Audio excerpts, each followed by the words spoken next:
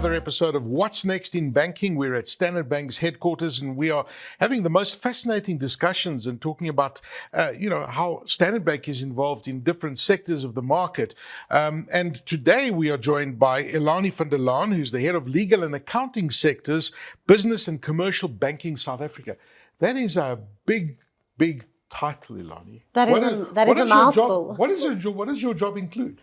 Well, it's a mouthful, but it's actually very simple. My job is to enable our clients in the legal and accounting sectors to really take their businesses to the growth that they want to, and making sure that we're keeping up with what they need from a banking as well as beyond banking perspective. Fantastic. Well, for this episode, we're going to be talking about accounting.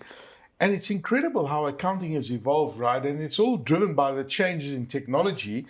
And everybody thought, I remember many years doing the Chartered Accountants Institute conference, and they were all petrified of AI and it's going to make them all redundant. But actually, it's augmented their work and made them more effective in how they do work. So can you give us a summary of your perspective at Standard Bank from the accounting side? Some of the milestones and how you at Standard Bank are supporting accounting professionals get their services and grow their businesses. Yeah, so of course, and I mean, it's a very valid point that you make in how the accounting sector has really evolved. So typically, a lot of focus was on drafting statements and accountants being bean counters, basically. To where we are today, I mean, that shift has really caused our accountants to think differently about their businesses, and they can't just rely on the mundane bean counting. They are actually now becoming strategic advisors to their clients. Absolutely. And now embracing AI actually to take care of the mundane, I don't want to say easy things because it's never just easy, crunching the numbers, but whatever they are able to automate in that perspective to give them more time to actually be strategic advisors to their clients.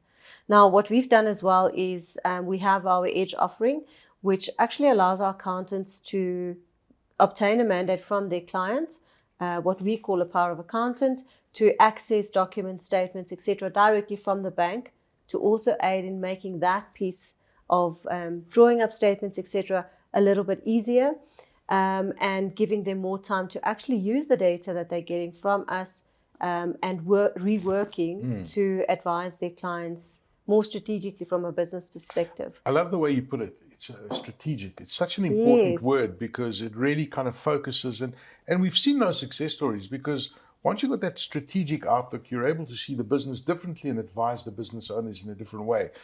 And I guess in the same way that accounting businesses and accountants and CAs and all these people have had to evolve, so have you. And you mentioned some very good examples of how you make it easier operationally for that entire ecosystem and the process of how you get the statements and how that all fits into the digital timeline of the functionality of being an accountant, right? Because if Standard Bank, for example, doesn't have those right tools, then you make their job a lot more difficult. Absolutely. And I mean, they have to kind of beg their clients, wait for their clients on their timeline to actually get those documents, which makes their lives a lot harder. And then also considering the work that we're busy with in ensuring integration with the accounting software packages that our accountants and auditors use. So there's a lot of work that we are doing from our side to ensure that there is digitally enabled and integrated communication between Standard Bank and, like I said, the typical accounting packages that they would use to make sure that those interactions are also seamless between the bank and the SMEs that are serviced by the accountants as well. Elani, where's this going? I mean, these insights are fascinating that you're sharing with us, and we know that AI and how it's changing businesses. But I imagine as well the speed at which data is moving, that then again gives that more, even a bigger strategic role for accountants to even make decisions and even forecast, right? Because now AI is involved as well. You're able to see a lot more things provided you're using the data effectively. Where are we going with all of this? Absolutely. And I mean, like you're saying, insights and forecasting is really a big focus for us as well. When we're looking at how we view our clients from a credit perspective, for example, an accountant is a unique type of business when you compare that to something silly. Let's say a pick and pay store. It's a different business model, and for us to really inform from a credit perspective as well, to say this is what a typical cycle for an accounting business or firm would look like, and these are the nuanced pieces where you might think this is a risky client to lend to, but in actual fact, this is a very typical cycle for their business to go through. And with the data that we're able to collect and analyze, the accountants would also be able to strategically advise their clients and say, we can see there's a cycle in your business. We see normally you have a dip during July and August, or July and November, and we can actually proactive say, we need to put secure funding for that specific period. Yes. And that's exactly what we want to use that for. We can be a bit more clever and kind of ahead of the curve when we actually get right what we want to. So I think that's a key item. And then also just looking at growth. If a firm or an accounting firm has a bunch of clients, they can actually have a look at them and say, look, these clients want to grow at this rate, which will be specific to each of those clients. And based on the financials, this is what you would need to do to actually reach that point by a specific time. Yeah. And so that's also very important, that we can now also use that data in that smart way to say, history has shown us X. How do we get you to Y using X and all the variable factors that we can use in the future as well to get you to Y, and what is the shortest route to that? So that's really all part of analyzing the data, putting that together, using the solutions we have at the bank to also enable that or kickstarting that plan to that growth. And I think that's the bigger part of it. It's not just looking at them and trying to give them a banking product. I think it's really trying to holistically grow these accounting practices, and in giving them the tools to help their SMEs grow as well. It's so exciting. I love talking about this because I'm very passionate about it. And of course, Standard Bank being one of the oldest banks, the biggest bank in Africa, you're sitting with so much data that you're crunching through various algorithms, and you guys have got incredible insights and a real deep understanding in the market. And you can actually start seeing things into the future, even from a procurement point of view, because you start picking up these trends, what's happened in the past, etc. And it's incredible the role that data is playing in forecasting and procurement and all of the things that you talk about. And I guess that your role at Standard Bank as well is you've got to be ahead of the curve. You've got to come up with products that are completely innovating all the time. Is that a challenge? I mean, how do you get that right? I think that's definitely a challenge in some ways, but I think we tend to overcomplicate, especially accountants as a professional services sector. We kind of tend to complicate what they need and trying to build something fancy when there is a lot of solutioning that we're able to do that solves the simple stuff. So, I mean, just understanding how their businesses work is the first piece. Understanding how that works, and then building out solutions from there, freeing up their time, making sure they have access to credit, and whether that credit is in a specific form or not is not really that important, but making sure that it's specific to their firm. Yes. I mean, partner funding is one of those examples as well, where auditing firms do struggle to actually acquire talent because an entering partner would not necessarily have access to funding, or access to funding at a rate which is really makes sense for them to take up in order to buy into an auditing firm. And so we've put together a structure where we actually do a corporate lend in order to enable that firm to acquire the talent that they need, instead of expecting a young person to take up personal finance. So one of my passions is small and medium-sized enterprises, and small and medium-sized businesses and enterprises is a different thing, but those small businesses and medium-sized businesses, they are the core of the economy. They are the ones employing the most people. They're driving the economy. And often people think, banks support only the big guys, and who are we small guys? We've got no chance. But actually, the technology and the innovations that we talk about have democratized accounting. So accounting is, and all of these tools that we talk about, they are there for everyone to use, right? So how do you at Standard Bank support those small, medium-sized businesses? Yeah, so I mean, it's actually interesting, and I can't remember the exact date, but by a certain date, and I mean, it's not too far into the future, I want to say 2030 or 2035, we're expected to see that about 80% of our economy could be driven by SMEs, actually. Yeah. So our small, which we call small firms, but actually the volumes pick up and contribute so massively to the economy. And we at Standard Bank really value those businesses. They are actually the cornerstone for us to grow organically as well, Yes. to grow.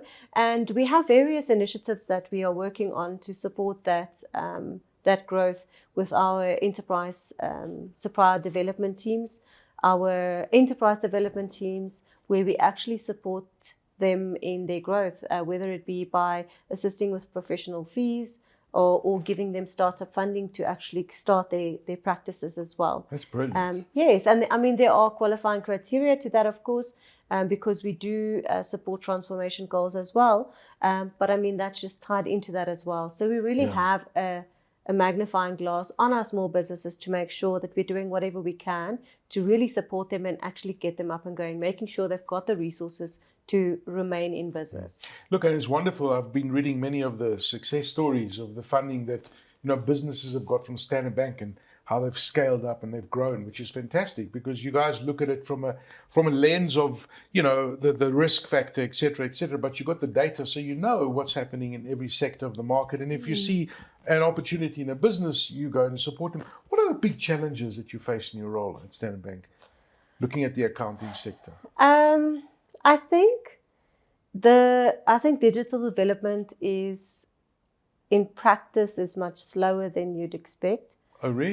So I think those are some of the challenges that I do face. I think also there is a lack of funding still for new businesses and accounting practices, which we're looking to close the gap on as well. I think they are kind of overlooked when it comes to businesses that do require funding as well.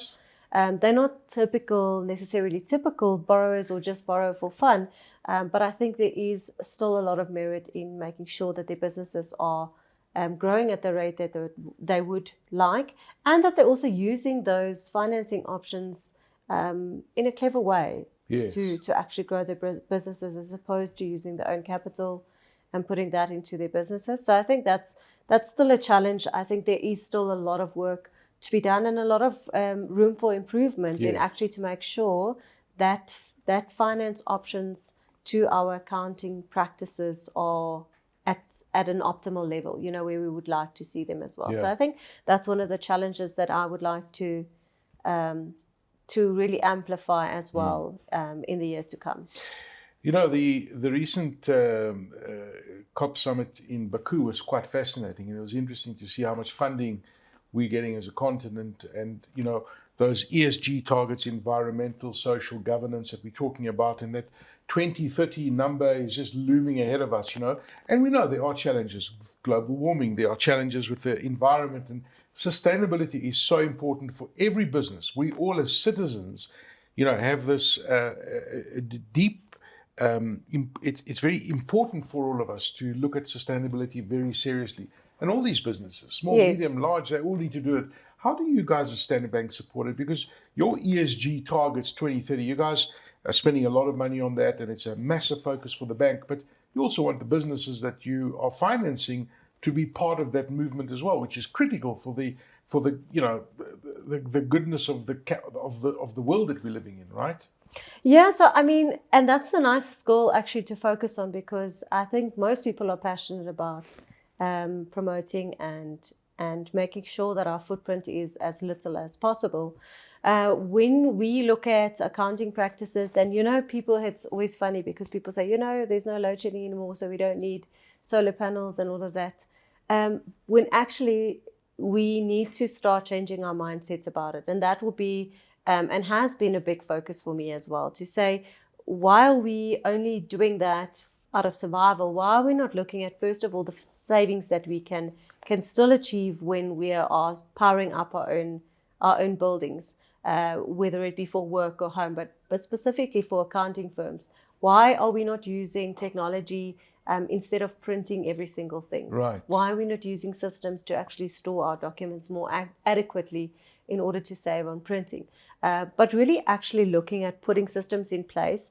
And that's a framework that I've been working on with our other teams within the bank as well, to say, what can we really do holistically for a firm, or put together for them, so that they can actually also assist us to achieve our ESG targets, but also from within their own businesses to be able to say, we are really sustainable from an ESG perspective as well. We power ourselves up, we conserve water in this way, in this or that manner, and so that is a big focus for us. And we'll be looking at that from a really small firm perspective and building right up to our corporates to say, what would let's call it an ESG plan look like for your specific firm? Yeah.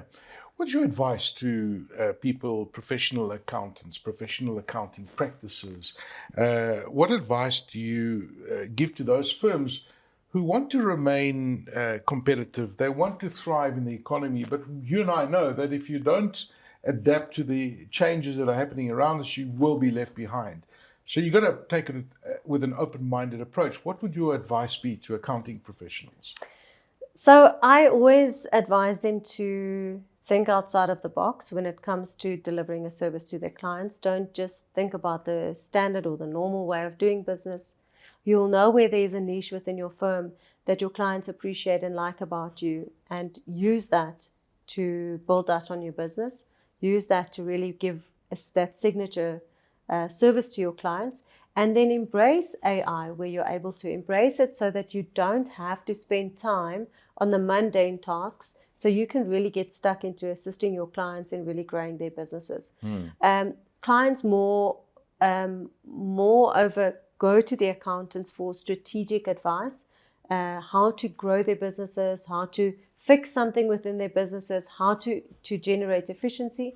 And then in doing so, also, when you are using AI, use outside parties if you have to, or if you need to. Partner with other teams, whether it be for compliance or tax. If you're not able to afford a tax specialist in your practice, go into partnership with someone that will be able to assist you with that, to really expand the type of strategic advice that you'd be able to give to your clients.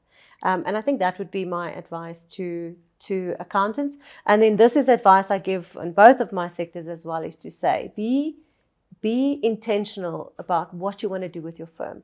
Don't just assume everybody wants to be a massive corporate. They don't want to be that necessarily. Some firms want to remain niche, want to remain boutique, and be intentional about what that looks like for you. Do you want to be massive? Do you want to grow up until a certain point and then stay with just a few quality clients? Be intentional about that when you are growing your business. Don't just kind of go ahead and see what happens. Be intentional about what you want to do. I love that. That's such great advice. Intentional gives the whole, the whole look purpose, and it's brilliant. I love that. That's absolutely great advice. Elani van der Laan, thank you so much for joining us. It's been an absolute pleasure chatting to you. You're most welcome. Thank you for having me. Thank you. Elani van der Laan, who is the head of legal and accounting services here and the sectors for business and commercial banking at Standard Bank, really sharing an insights into an industry that's just seen so much rapid adoption of technology. The accounting sector is certainly not what it was a decade ago, or even 5 years ago, or even a year ago. But be intentional about how you take the approach to growing your business and adapting to the changes around us. Thank you for joining us.